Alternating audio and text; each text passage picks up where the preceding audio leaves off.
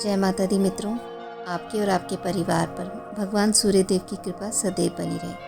आज मैं आपको भगवान सूर्यदेव की व्रत कथा सुनाने जा रही हूँ। सालों पहले एक बुढ़िया सूर्यदेव की भक्ति में पूरी तरह से लीन थी। वो हर रविवार को सुबह स्नान कर घर के आंगन को गोबर से अच्छी तरह लिपाई करके सूर्यदेव की पूजा करती थी। फिर सूर्यदेव के लिए व्रत रखकर शाम को उन्हें भोग लगाने के बाद भोजन करती थी।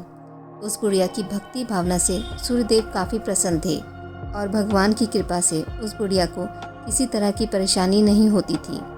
उस बुढ़िया की खुशी और संपन्नता को देखकर उसकी पड़ोसन को जलन होने लगी।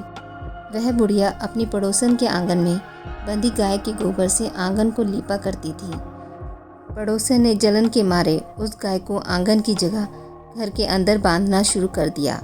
अब अगले रविवार को सुबह बुढ़िया को सूर्यदेव की पूजा करने के लिए गाय का गोबर नहीं मिला, जिस कारण वह सूर्यदेव की पूजा नहीं कर पाई और पूरे दिन खुद भी भूखी रही। रात में सूर्यदेव उस बुढ़िया के सपने में आए और उससे पूजा ना करने और भोग ना लगाने का कारण पूछा। जवाब में बुढ़िया ने बताया, घर के आंगन को लीपने के लिए गोबर नहीं था, इसलिए पूजा नहीं कर पाई। पूजा नहीं करी तो भोग भी नहीं चढ़ाया।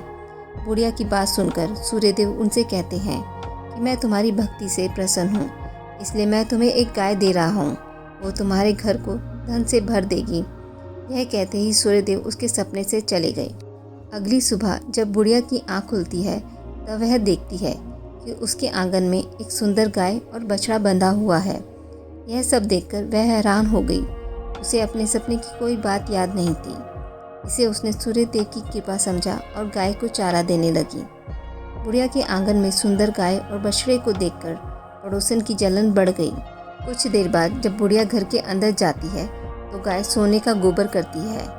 यह देखकर पड़ोसन चौंक जाती है और उस गोबर को उठाकर अपने घर ले आती है और अपने गाय के गोबर को उसके आंगन में रख देती है। यह सिलसिला कुछ दिनों तक चलता रहा और वो पड़ोसन धनवान हो गई।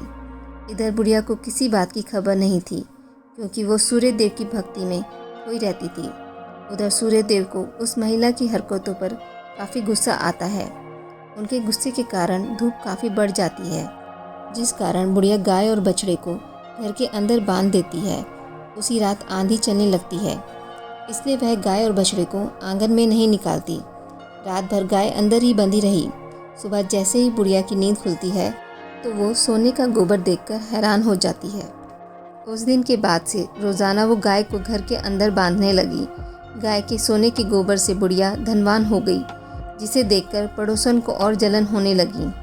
पड़ोसन ने जलन के मारे सोने के गोबर देने वाली गाय के बारे में उस राजा को बता दिया। राजा को जैसे ही सोने के गोबर देने वाली गाय का पता चला तो उन्होंने तुरंत सैनिकों को भेजकर उसे महल लाने के लिए कहा।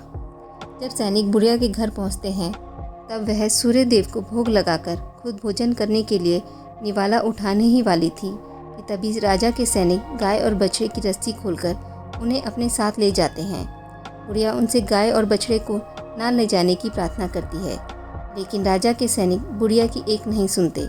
कुछ ही देर में सैनिक गाय को राजा के पास ले जाते हैं। राजा गाय की सुंदरता को देखकर काफ़ी खुश होते हैं और उसे अपने पास ही रख लेते हैं।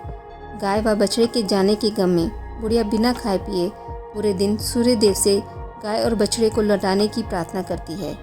इधर दूसरे दिन सुबह राजा सोने का गोबर देखकर हैरान हो जाता है। उधर बुढ़िया भूखी प्यासी सूर्यदेव की प्रार्थना में लगी रहती है। बुढ़िया की तकलीफ देखकर सूर्यदेव अगली रात राजा के सपने में आकर कहते हैं कि अगर तुमने इस गाय और उसके बछड़े को नहीं लौटाया तो तुम्हारे राज्य पर संकट आ जाएगा, तुम्हारी धन संपत्ति सब नष्ट हो जाएगी।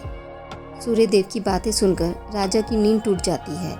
दूसरे दिन सुबह वो बुढ़िया को गाय और बछड़ा लौटा देते हैं, साथ ही उसे कुछ धन भी देते हैं और उसकी पड़ोसन को सज़ा देते हैं। सूर्यदेव की इस चमत्कारी गाय और बुढ़िया पर उनकी कृपा देखकर राजा पूरे नगर के लोगों को हर रविवार सूर्यदेव की पूजा करके व्रत रखने के लिए कहते हैं। तभी से ही रविवार के व्रत का चलन शुरू हुआ और राजा के पूरे राज्य में खुशियाँ ही खुशियाँ छा गई। सूर्यदेव स्तुति। जय कश्यप नंदन, ओम जय अदिति नंदन, त्रिभुवन तिमिर निकंदन, भक्त हृदय चंदन।